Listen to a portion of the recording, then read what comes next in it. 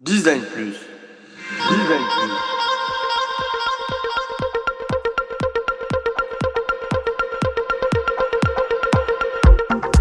Je pense que le design doit rendre service au plus grand nombre et avoir des responsabilités écologiques et sociales. Je suis Laurent Galen, designer d'expérience depuis 15 ans. Avec Design Plus, je vous propose de rencontrer ensemble les designers français qui vont partager avec vous leurs connaissances, leurs expériences, leurs passions et leurs inspirations.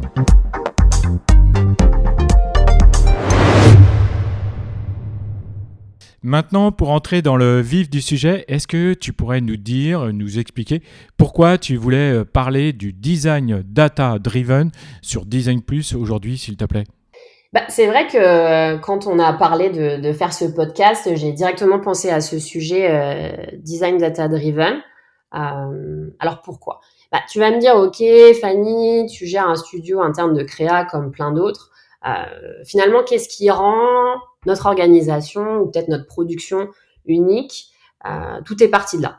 Honnêtement, comment s'assurer que nos créations sont efficaces? Comment s'assurer qu'elles répondent à la fois à la requête du demandeur, mais surtout répondent aux besoins de l'utilisateur final. Je baigne de la data chez Content Square depuis mes débuts. C'était assez intuitif pour moi de l'intégrer à différentes étapes de nos process. Alors voilà, on est réunis aujourd'hui parce que je voulais vous parler de design data driven, autrement dit, comment créer des expériences digitales tout en plaçant la data au cœur de vos décisions.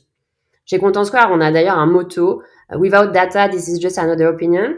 Ça peut paraître un peu bateau, mais pourtant, cette phrase, on l'avait même écrite sur les murs, et elle a une résonance toute particulière chez nous et pour moi, puisqu'en tant que designer, on nous apprend dès nos débuts à placer l'utilisateur final au centre des décisions, à jamais se satisfaire de son propre avis, et vraiment l'empathie. C'est le maître mot qui doit guider nos travaux. N'est pas pour autant si facile et rapide à appliquer. Il faut définir un contexte, des personas, les étudier.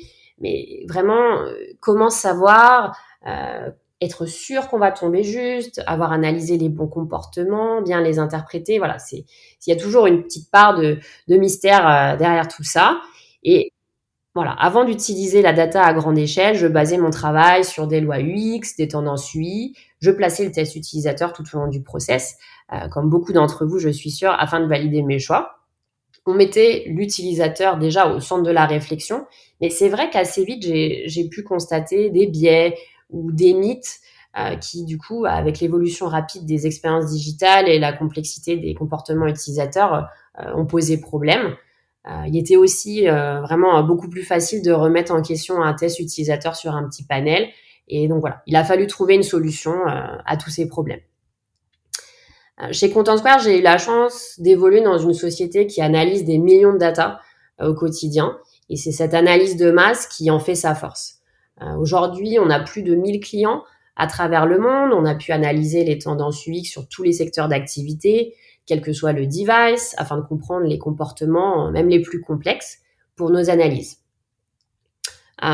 Pour vous donner voilà, quelques exemples de ces comportements, on va se demander quel est le comportement type d'un prospecteur sur un site corporate B2B, ou quel est le nombre moyen de pages produits consultées avant de valider son achat sur une application retail, quel est le scroll moyen en page liste pour un nouveau visiteur sur un site cosmétique.